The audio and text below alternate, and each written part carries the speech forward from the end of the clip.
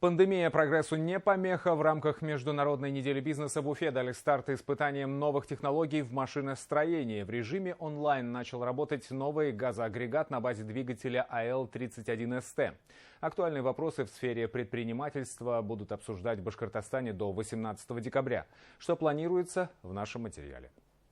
Международная неделя бизнеса в Уфе началась с запуска прогрессивных разработок. В режиме телемоста Конгресс-холл в столице и компрессорная станция КС-17 «Поляна» в Благовещенском районе дали старт началу испытаний нового газоперекачивающего агрегата на базе двигателя АЛ-31СТ. Конструктивный диалог госкорпораций «Ростех», «Газпрома» и Башкортостана стимулирует развитие республиканского машиностроения. Начинайте. Щит управления КС-17. Начать комплексные испытания агрегата.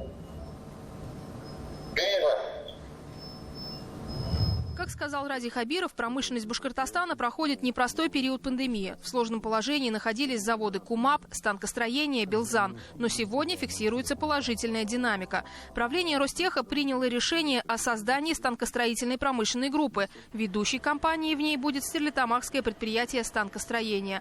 В развитие планируют инвестировать порядка 1 миллиарда рублей. Такой же объем вложений ожидается и в создание новых мощностей Белебеевского завода «Автонормаль». Планируемый объем поддержки в КУМАП – 1,7 миллиарда рублей. Второй год подряд наращивает объемы Кудартавское предприятие.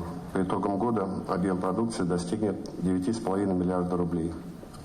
Мы приобрели для нужд республики в лизинг вертолет К-32А11ВС. Надеемся, что проект с беспилотным вертолетом точно так же выстрелит. Важно, что его поддержал Фонд развития промышленности и готов профинансировать на 1,7 миллиарда рублей. Индустриальный директор авиационного комплекса госкорпорации «Ростех» Анатолий Сердюков высоко оценил эффективность взаимодействия с Башкортостаном.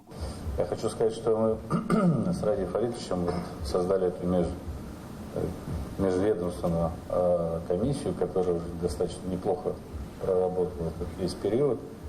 Сегодня 6-е заседание, и я считаю, что мы на правильном пути. Новые возможности экспорта и инвестиций обсудили на пленарном заседании. За 10 месяцев этого года российский экспорт несырьевых, неэнергетических товаров составил 153 миллиарда долларов. Это больше, чем за весь допандемийный 2018 год. К концу 2021 ожидается показатель в 185 миллиардов долларов. Российский экспортный центр высоко оценил позиции Башкортостана. Практика «Скорая экспортная помощь», которая родилась в республике, заинтересовала федеральных специалистов. Что касается экспорта Республики Башкортостан, плюс 17% рост экспорта за 9 месяцев этого года относительно прошлого периода, плюс 17% общий экспорт. И внутри общего экспорта плюс 37% рост несырьевого, неэнергетического экспорта относительно прошлого года. Это очень хорошая статистика. 117 стран являются экспортными рынками для товаров Республики Башкортостан. Это действительно очень хорошее восстановление республики от последствий коронавируса. В целом мы характеризуем, скажем так, оживление экономической деятельности. Этот год мы закончим лучше, чем прошлый год, но при этом хочу сразу сказать, что в целом нам еще нужно товарооборот, внешнеторговый товарооборот поднимать, поэтому у нас есть куда стремиться.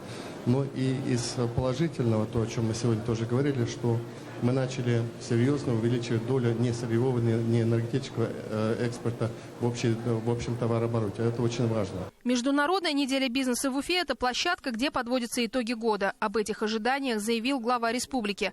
Это наработка стратегии будущего, а также это возможность выразить благодарность инвесторам за плодотворное сотрудничество. Башкортостан – это регион, где вести бизнес безопасно, комфортно и выгодно. Мы стараемся максимальное количество мер господдержки создать для того, чтобы наши экспортеры чувствовали дополнительную поддержку. Ну, в первую очередь, конечно, это субсидируем затраты на доставку товаров, на транспортировку товаров. Это наиболее чувствительные для экспортеров. Вот. Ну а также еще ряд есть мер господдержки, это и сертификация, это и экспортный кэшбэк. Международная неделя бизнеса в Уфе продлится до 18 декабря. Участники обсудят международную кооперацию, конкуренцию в гонке лидеров, инвестиционные ниши Казахстана и Башкортостана, а также другие актуальные вопросы. Екатерина Тимиряева, Артур Ханов, Азат Узбеков, Виктор Демидов. Новости. Уфа.